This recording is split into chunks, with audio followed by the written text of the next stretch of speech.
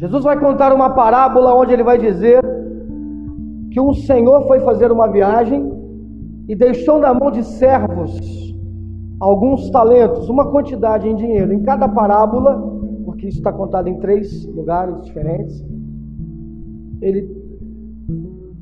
um discípulo ali contou de uma forma, mas para um ele deu tanto, eu não lembro direito quais eram os valores, mas 5, 10, 5, uma coisa assim, 5, 2 e 1, muda de uma para outra, né? Enfim, aquele que tinha 5 multiplicou, aquele que tinha 2 multiplicou, e aquele que tinha 1 escondeu. O Senhor volta e fica muito bravo na parábola, né? Porque ele vai dizer, olha, se eu tivesse deixado no banco, pelo menos os juros eu teria, mas você escondeu.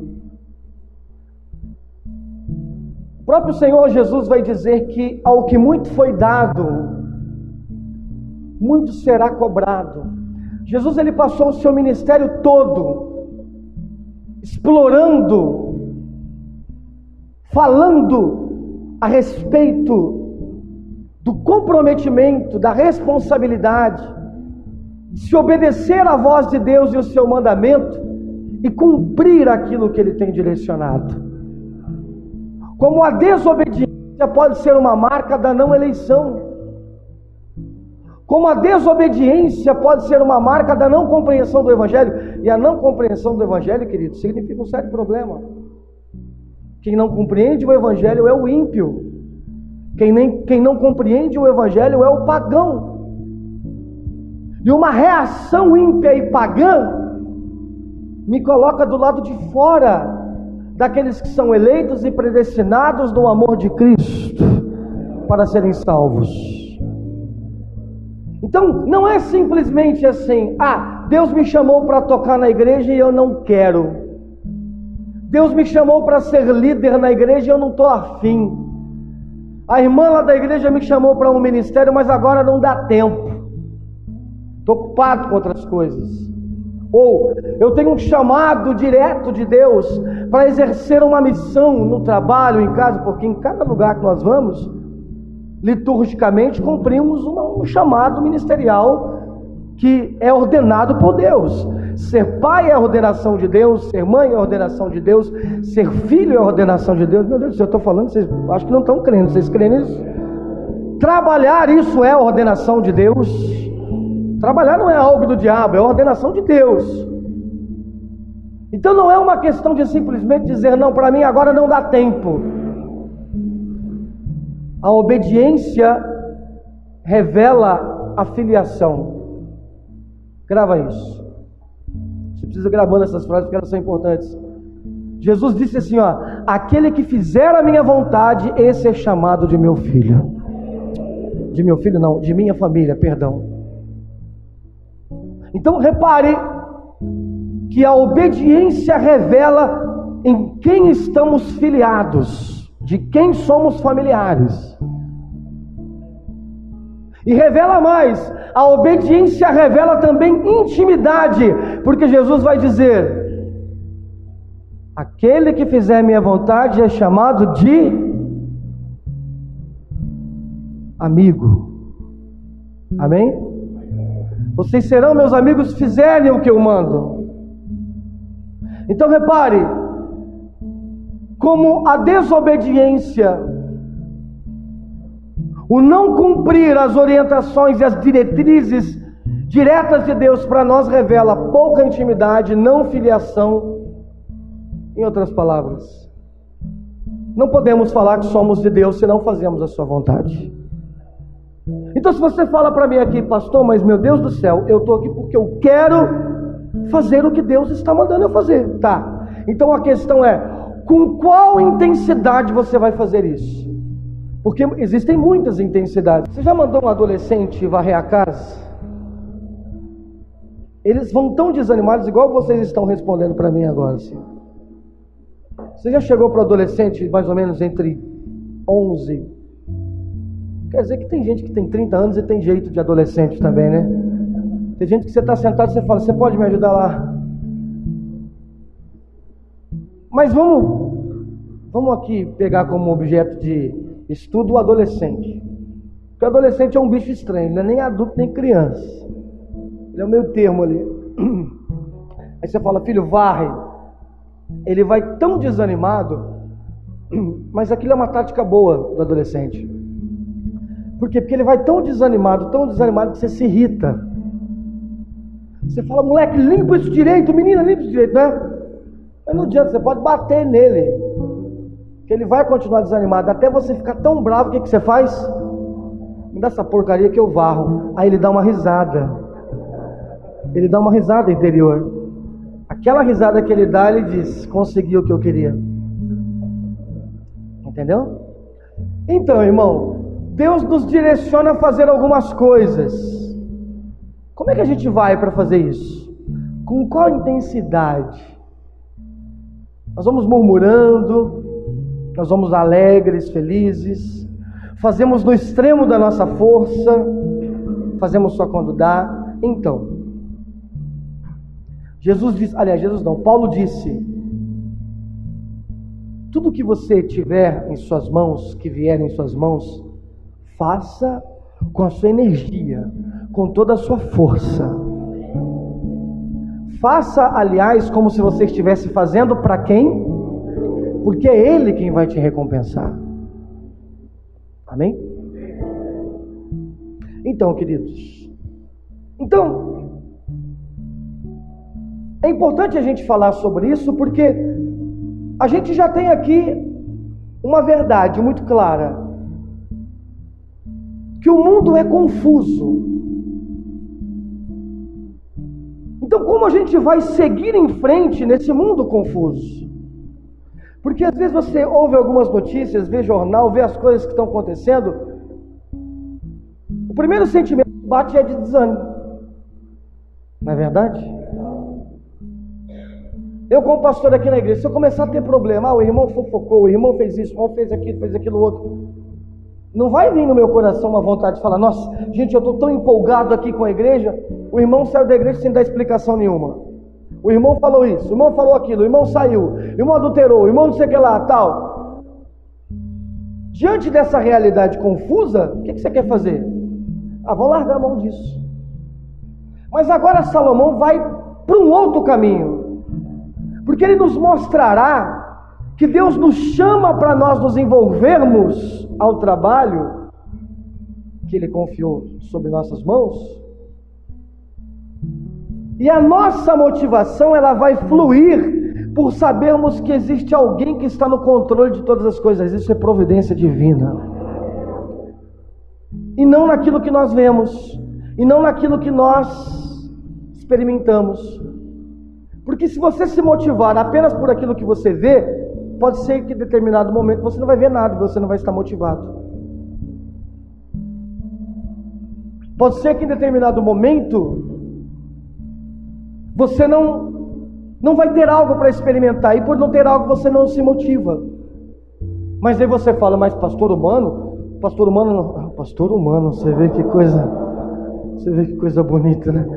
Mas pastor Machado, o ser humano, porque às vezes eu acho que eu nem sou ser humano, para falar a verdade.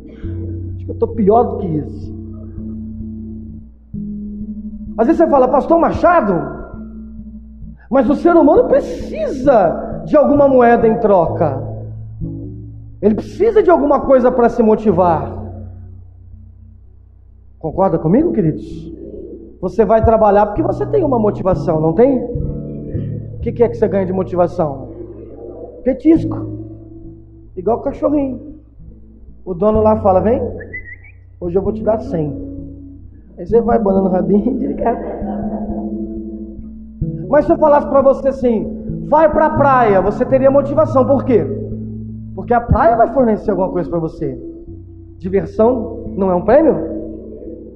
Só você estar de frente para a praia, olhando para a praia, aquela coisa bonita, mar, areia, água, quanta água. Eu fico imaginando se aquilo tudo fosse leite, como seria bonito, né, irmãos? Só de você olhar para aquilo, você fala, nossa, que delícia. É um prêmio. Então, para eu me motivar ao que Deus está me orientando, eu preciso de um prêmio. Em Cristo nós aprendemos que esse prêmio, cumprir a vontade de Deus, é saber que o maior prêmio é Ele, queridos. É a vontade dEle. É o que Ele quer. Amém? E Salomão, sem usar a palavra Cristo, alcança essa síntese com uma facilidade imensa. E a gente vai ler agora. Vamos lá, Eclesiastes 11, são 6 versículos. E nós vamos ler. 1. Diz assim: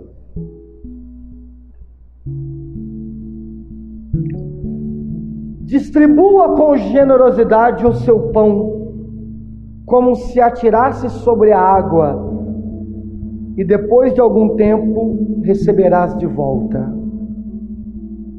Reparta com 7, ou até mesmo com 8, o que tens, pois não sabe que desgraça pode vir sobre a terra. Quando as nuvens estão pesadas de água, derramam chuva sobre a terra.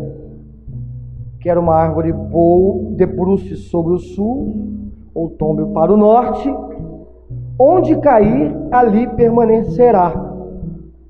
Quem fica apenas olhando o vento jamais plantará, e quem para observando a passagem das nuvens nada colherá. Assim como não conheces o caminho do vento, também tampouco como o espírito entra no corpo e se forma no ventre de uma mulher. Do mesmo modo, não podes compreender as obras de Deus, o Criador de tudo que há. Logo ao alvorecer, semeia a tua semente, e à tarde não repouse a mão, pois não sabe qual das tuas obras vai prosperar, se é esta ou aquela, ou ambas serão boas. Resumindo, ele está dizendo: se você estiver num trabalho e ele exigir que você estenda um pouco mais, continua, não para não. Para um pouquinho, irmãos. É fantástico esse texto. E o versículo 1, talvez ele é muito emblemático devido ao seu enigma, né? Porque se trata de um provérbio não muito comum para a gente. Lança o seu pão sobre a água, em breve tornarás. Compartilha com o 7 que você tem, porque você não sabe o que vai acontecer no dia de amanhã. Irmãos, igual semana passada, nós poderíamos aqui tirar muitos exemplos morais que seriam até úteis, mas eu não vou fazer isso não, porque apenas ao ler o texto você consegue fazer isso. Ele está dizendo: olha, está trabalhando, não para de trabalhar. Então a gente tira isso como moral. Mas vamos às ideias centrais desses conselhos práticos que ele está dando. E eu tenho aqui pelo menos 3 delas. A primeira delas, queridos, ele está falando sobre ousadia e sobre sabedoria. Repare que ele começa o versículo 1 dizendo: pega o seu pão e divida, lança o seu pão sobre a água e breve tornarás. O que ele estava falando, pastor? Será que ele estava falando de alguém que está na beira do lago dando pão para o patinho? Ou jogar um pão sobre a água e ele vai inchar e vai se perder? Resumidamente, o que ele queria dizer com esse provérbio era: não tenha medo de investir, não tenha medo de arriscar, porque algum retorno você terá desta sua ação de ousadia, de coragem. Mas aí ele finaliza o versículo 2 dizendo: mas faça isso com sabedoria, então reparta em 7 pedaços, porque você não sabe o que vai acontecer depois. Não faça desordenadamente. Sabe, queridos, Salomão vem nos mostrando que que no mundo tudo é vaidade, tudo é vapor, tudo é fumaça. As coisas não são estáveis. Nós clamamos por estabilidade, clamamos ou não clamamos? Você quer sempre um governo que esteja lá, que seja muito estável, mas sempre a gente tem um governo que é instável em muitos aspectos. Eu gosto daquelas pessoas que dizem assim hoje: esse governo que está aí, querido, me fala um governo que está aí, que esteve aí, que foi instável. Se você pegar pessoas que estão naqueles países nórdicos, sabe, que parece que não tem problema social nenhum, as pessoas lá reclamam também, porque o problema está no ser humano. No mundo tudo é instável, tudo é quebrado, tudo é bagunçado. E como a gente fica diante disso? A tendência, querido, é nós permanecermos paralisados devido à tolice e à frustração. Mas Salomão vai dizer: não, lança o seu pão sobre a água. Ele está dizendo: o mundo está acabando em desgraça, mas divida o seu pão. Isso é muito oposto da realidade que o mundo vive. Por exemplo, vamos falar aqui numa linguagem, eu não sei falar muito nessa linguagem, tá? Mas vamos falar numa linguagem aqui econômica da coisa, financeira. Vamos supor que você quer investir um dinheiro, você ganhou um dinheirinho lá, a tua avó morreu lá em Catolé do Rocha e deixou para você 1 milhão. Você fala: eu vou comprar uma casa aqui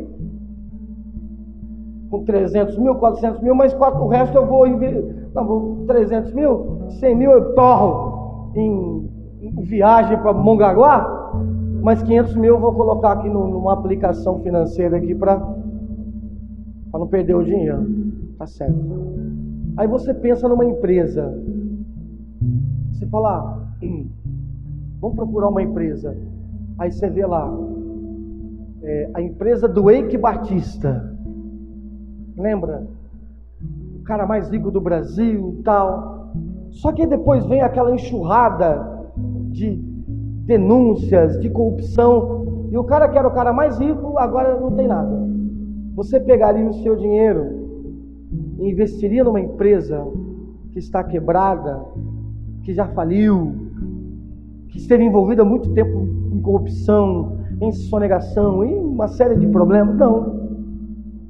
Você vai procurar um corretor e vai falar assim: investe meu dinheiro aonde? Numa empresa que dê a possibilidade de lucrar, porque eu estou querendo lucrar com o meu dinheiro, não é isso?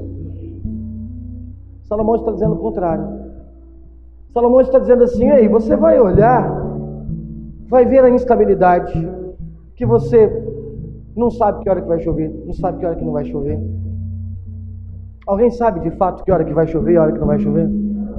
Geralmente quando você assistir lá no jornal a previsão do tempo, não é ser negacionista não, mas faz o contrário, porque geralmente é o contrário que acontece.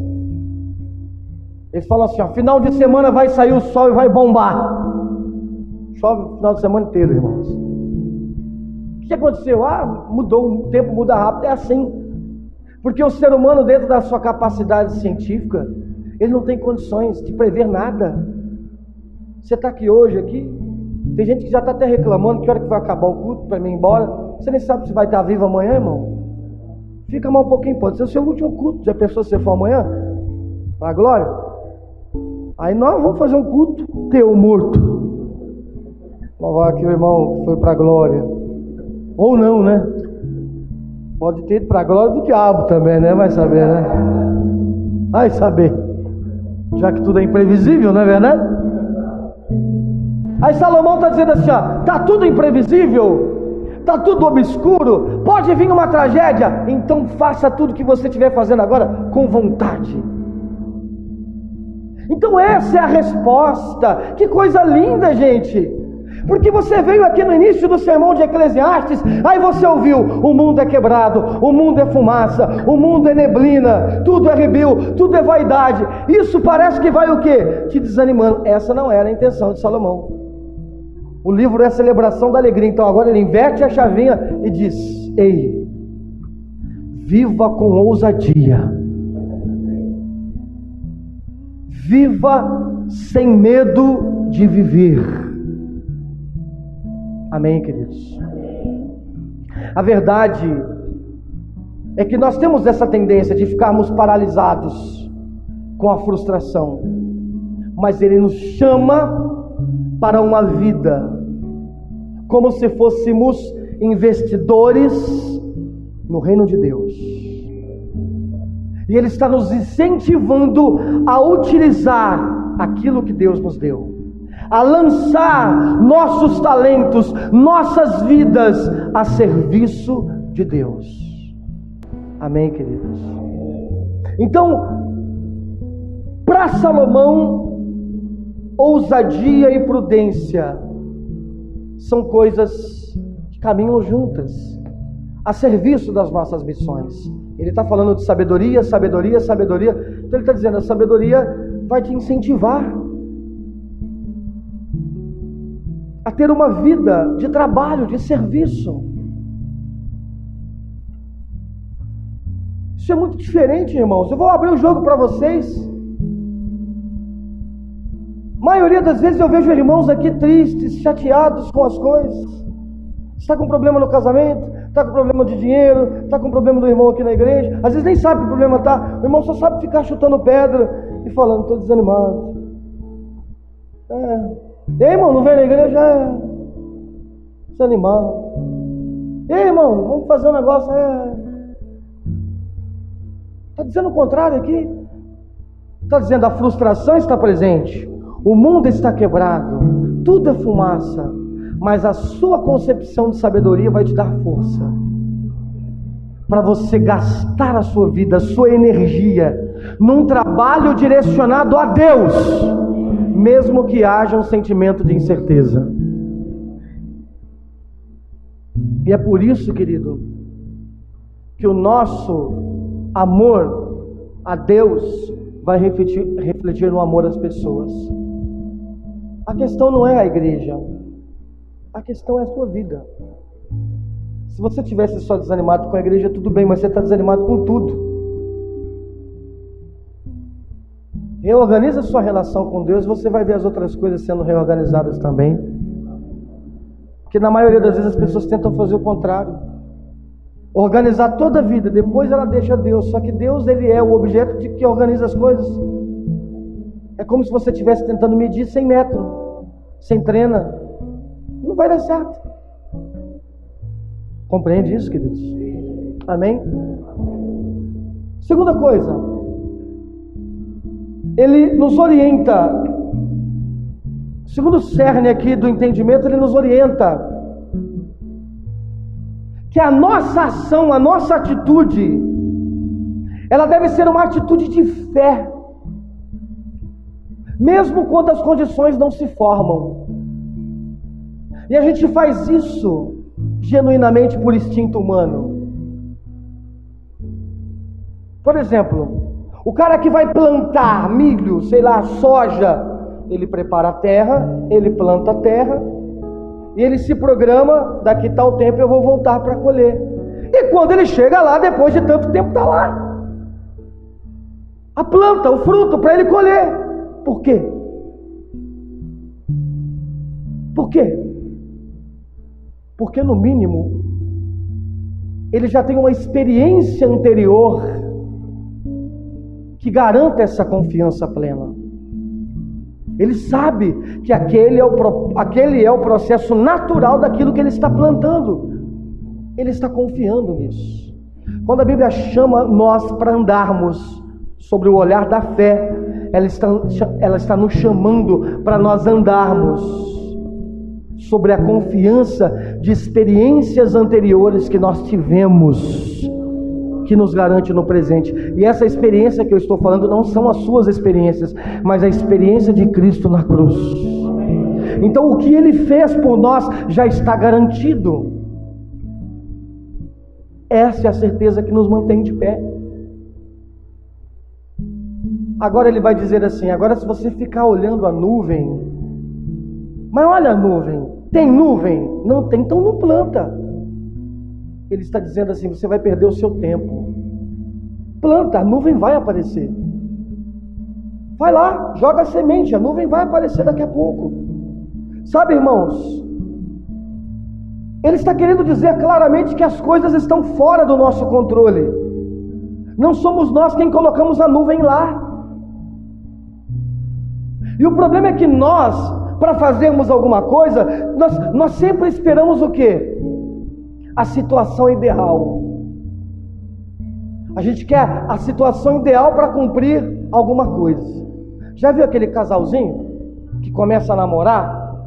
Já vi muitos assim. Aí diz assim, a gente vai casar.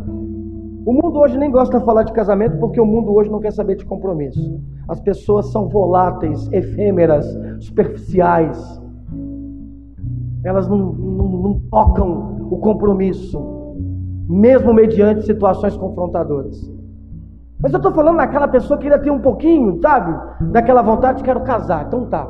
Aí o cara fala assim, bom, mas quando eu tiver um bom emprego, uma casona, um carrão, quando eu tiver vida emocional equilibrada, vida financeira equilibrada, quando eu estiver em paz, aí eu caso. Sabe quando vai casar? Vai casar nunca. Porque o ser humano é instável. Qualquer pessoa. Ou não, gente? E a questão é que nós temos diretrizes divinas de Deus para a nossa vida, só que por vezes, por achar que nós temos o controle, então a gente espera o tempo ideal, e pode ser que você nunca comece aquilo que o Senhor mandou você começar, por sempre procrastinar. Coloque algo no seu coração. Isso não é uma chamada à vida de imprudência e irresponsabilidade, porque a gente já falou muito de sabedoria nas semanas anteriores. Sabedoria está alinhada à ousadia, grave isso. Mas põe algo no seu coração. Comece aquilo que o Senhor te dirigiu, tendo você condições ou não, tendo você controle absoluto daquilo ou não. Nós estamos em um mundo quebrado, em um mundo que na maioria das vezes as condições serão desfavoráveis. Aquela condição favorável que você espera, sabe, pode ser que ela nunca apareça. Então Salomão está dizendo, nós temos que ir em frente, assim mesmo, com nuvem ou sem nuvem, vamos em frente, vamos obedecer a diretriz de Deus, amém? Lembra que a gente falava na semana passada, que é tolice o homem edificar a sua casa em cima da areia? Estou falando com vocês, lembra que a gente falava? É maior tolice ainda ele ter material para construir a casa e não construir em lugar nenhum. Que é o que nós fazemos na maioria das vezes. Deixamos para depois. Esperamos. Querido, você está esperando porque você está achando que você pode controlar alguma coisa, mas nós não podemos controlar. Nós não controlamos pessoas. Você consegue controlar pessoas? Você até consegue condicionar de uma forma ou de outra, mas não dura muito tempo. Nós não controlamos a situação. Então a chamada de Salomão é: a sabedoria te indica, cumpra com intensidade o que vier em sua mão. Nós lemos isso aqui semana passada. Siga em frente com os elementos que Deus te deu. Confie nele para o resto. Na maioria das vezes nós temos uma tendência de ficar olhando para o que está na mão do irmão, não é? Eu estou aqui com o que Deus me deu. Faz assim com a mão, Vitor. E eu fico olhando para o que Deus deu para ele. Nossa, olha a oportunidade que ele tem. Olha o casamento dele. Olha a vida dele. Quais são os elementos que o Senhor colocou em sua mão? Quais são as oportunidades que o Senhor abriu a você? Se esforce nisso. Se dedique nisso. Amém, queridos? O resto, apenas confie. Vai faltar muita coisa para frente. Você acha que você vai ser completo? Até falando ontem, menina aqui da igreja, menina que é uma benção, todo mundo gosta, o Aldi, vai casar. Eu conversava só um pouquinho, porque está muito corrido, né? Mas uma coisa que eu falo para todo mundo que vai casar: vai faltar muita coisa, viu? E não é porque você é rico, você não é rico, você tem dinheiro, que você é sábio, que você não é sábio. Vai faltar porque a falta, ela é inerente à condição humana, então vai faltar alguma coisa. O nosso olhar de fé é de confiança naquilo que o Senhor nos deu, porque o resto Ele está cuidando para nós. Ah, pastor, mas eu tenho muito medo. Quem tem medo aí? Ah, pastor, mas eu tenho muita insegurança. Quem tem insegurança? Quem tem insegurança aqui da morte? Tem medo de morrer? Pastor, se eu morrer amanhã, como é que eu faço para pagar aquelas contas? Deixa aí, irmão. Pastor, eu tenho muito medo, eu tenho muita insegurança. Tem medo, pastor Pedro, da Jennifer morrer amanhã? Deus me livre, né, pastor Pedro? Tem medo, Bruna? Já pensou Vinícius morrer semana que vem? Como é que faz, Vinícius? Nossa, Deus. Pastor, eu tenho tanto medo, eu tenho tanta insegurança, eu tenho tanta preocupação. Seja sincero para mim, quem é que é preocupado? Vocês são preocupados, irmão? Tem alguém aqui que é daquele estilo assim: se estiver acabando o mundo, pode acabar, só me dá uma comida aí que tá bom. Tem alguém que é assim? Eu queria ser assim. Quem vai dormir pensando nos boletos? Que estão pagos ou que vão vencer ainda? Que já estão vencidos, pastor. Então olha para mim aqui que eu vou falar uma coisa para você. Preocupação, medo, insegurança faz parte da vida. Faz parte da vida cheia de fumaça, da qual Deus te condicionou. E se você fizer tudo certinho, elas estarão presentes. Se você tiver muito dinheiro, elas estarão presentes. Você consegue imaginar como é que um cara, empresário, rico, que ganha não sei quantos milhões, comete suicídio? Ou tem burnout? Ou tem depressão, qualquer outra doença? Por quê? Porque está oprimido por ser rico. Pô, eu sou oprimido porque eu sou pobre. Agora o cara ficar oprimido porque é rico? Aí você me quebra, né, irmão? Vai fazer o quê? Insegurança, medo, preocupação faz parte do ser humano. Siga em frente com o que Deus te deu. Do resto, apenas confie nele. Amém? E para concluir, Salomão nos ensina a servir, a trabalhar, mesmo que a gente não entenda tudo. Ele vai fazer a seguinte indagação: você sabe de onde fluiu sua vida? Você sabe para onde vai sua vida? Você não sabe de onde vem a tua fonte de vida? Então vai, planta. Sabe, queridos, no meio desse chamado todo de serviço, há uma coisa importante, que é quando nós nos lembramos da grandeza de Deus em relação a nós. Isso nos ensina a humildade. Porque o que é humildade? Humildade é reconhecer a sua humanidade. É reconhecer que você não é completo. É reconhecer que por mais que você seja uma criatura gloriosa, porque nós somos criaturas gloriosas, somos ou não somos?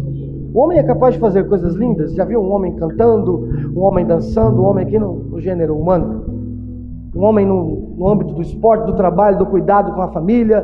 É bonito. Então, por mais que nós sejamos criaturas gloriosas, nós não somos Deus.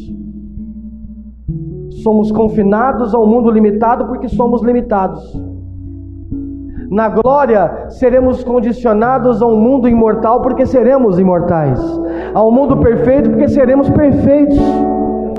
Ao mundo plenamente cheio de glória porque seremos plenamente cheios de glória. Sabe por que você faz parte de uma sociedade infeliz? Porque você é um infeliz.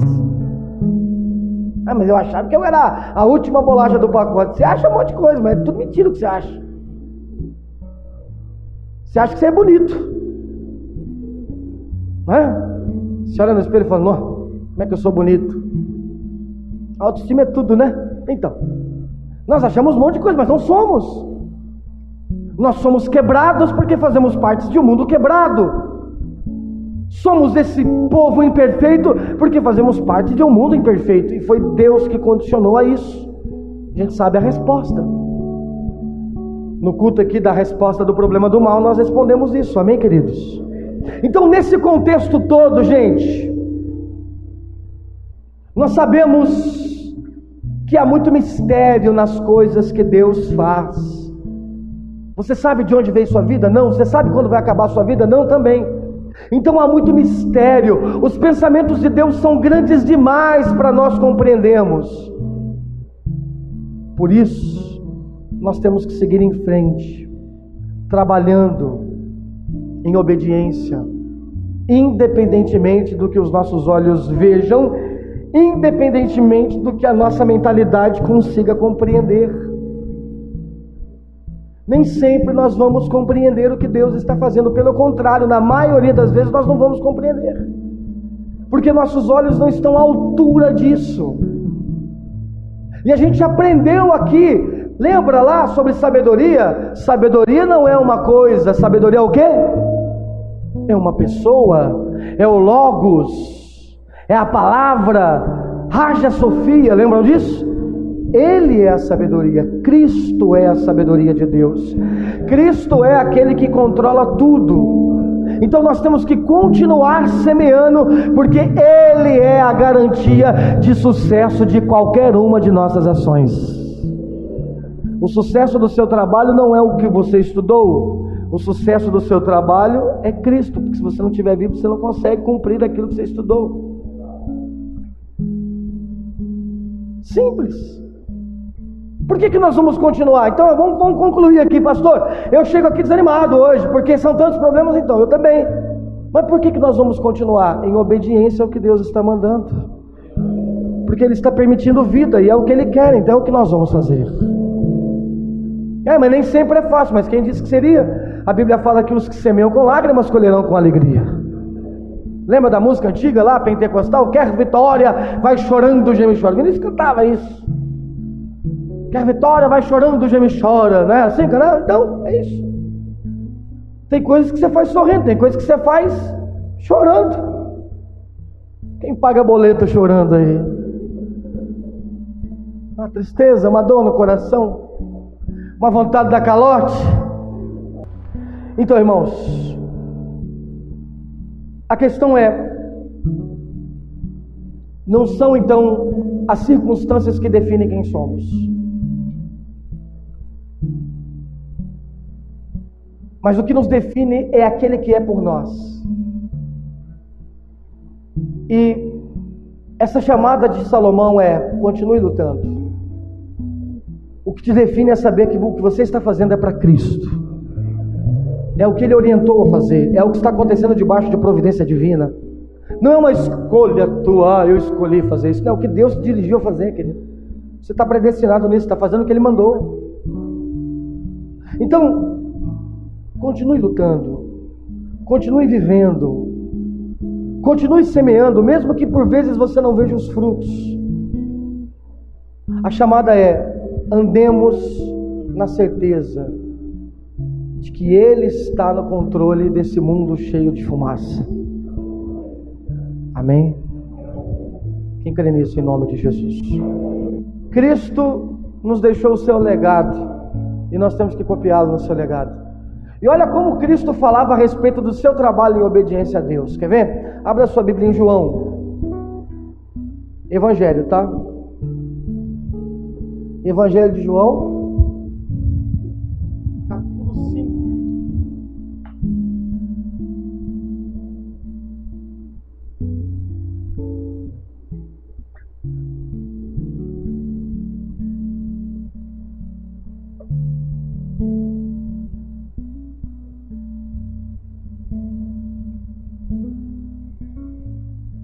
Evangelho de João, capítulo 5, versículo 16, diz assim: por esta razão, judeus perseguiam Jesus, tentavam matá-lo, pois ele estava fazendo essas coisas durante sábado. Mas Jesus respondeu: o quê?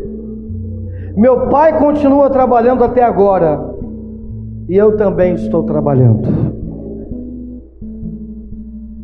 Leia um pouquinho antes aí, ou melhor, um pouquinho para frente. Capítulo 9 de João.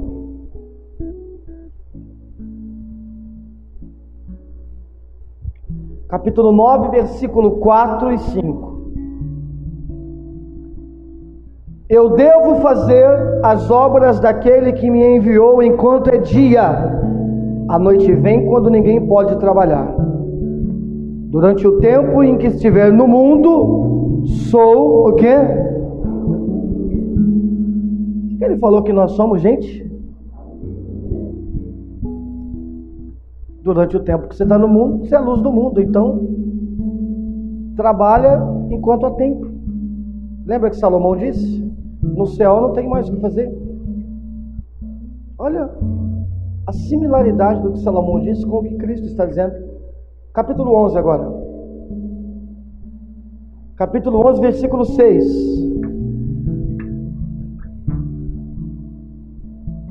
Contudo, quando soube que Lázaro estava doente, ficou mais 2 dias no lugar onde estava. Depois disso falou aos seus discípulos: vamos voltar para a Judéia. Ao que lhe advertiram os discípulos: mestre, há pouco os judeus tentavam te apedrejar, e mesmo assim você está indo para lá outra vez? E Jesus respondeu: não são 12 horas do dia? Se alguém caminhar de dia, não tropeça porque vê a luz desse mundo. Mas se caminhar na noite, tropeça porque nele não há luz. Olhem para mim. Jesus estava dizendo assim: a crítica dos fariseus, o medo de ser apedrejado, nada e nenhuma dessas coisas irão impedir eu de cumprir o que o Pai mandou. Olha o que ele vai dizer assim, ó: o Pai está trabalhando no céu, eu estou trabalhando na terra. E ele legou à sua igreja essa compreensão, que o Pai está trabalhando no céu. Qual é o nome disso? Providência divina. E nós estamos trabalhando na terra. Quando eu passo a noite inteira trabalhando, eu não estou falando isso para minha vanglória não, mas eu vou usar o meu exemplo, não vou usar dos outros. Quando eu estou trabalhando a noite inteira, e ao invés de dormir eu venho aqui para servir vocês, eu estou fazendo isso por obediência. Não é porque eu sou melhor, pelo contrário, isso desgasta qualquer saúde, mas é porque eu sei que o Pai está trabalhando no céu. Só que a oportunidade que Ele me deu de sustentar a minha família, a oportunidade que Ele me deu de ser luz na vida de um incrédulo que está saindo de uma balada, a oportunidade que Ele me deu de estar aqui servindo o corpo de Cristo, não pode ser negligenciada. E é isso que eu tenho que fazer, porque essa é a oportunidade que Ele me deu agora.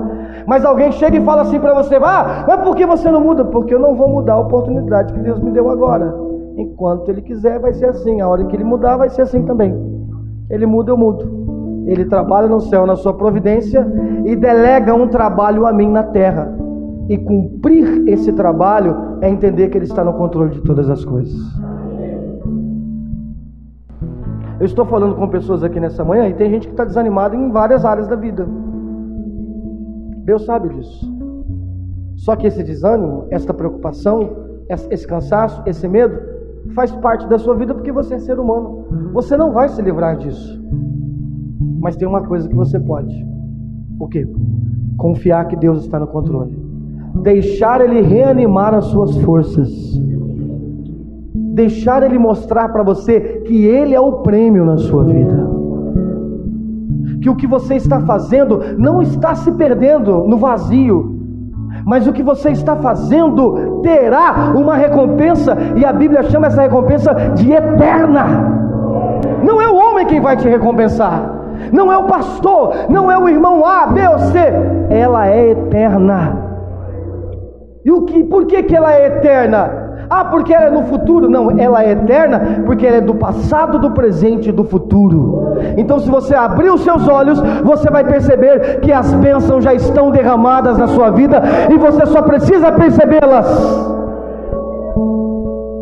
Deixar de olhar para as ferramentas dos outros e observar as ferramentas que estão em suas mãos. Vamos viver com sabedoria? Vamos viver com ousadia. O que é que vem na sua mão? Você sabe melhor do que eu. Saia daqui hoje com isso no seu coração. Eu vou trabalhar nisso com todas as minhas forças. São muitas coisas que estão em suas mãos. Desde a sua relação com a sua família até a relação com pessoas distantes, estranhas. Muitas coisas o Senhor colocou em suas mãos. Execute isso com todas as suas forças. A obediência no trabalho ordinário, o serviço no trabalho ordinário é um sinal de obediência em alguém que controla tudo de forma extraordinária. Deus trabalha no céu, nós trabalhamos na terra. Tudo está no controle dele. E ele legou a mim a responsabilidade de ser o seu agente, o seu embaixador, aquele que o representa aqui na terra. Vós sois a luz do mundo. O que a luz faz?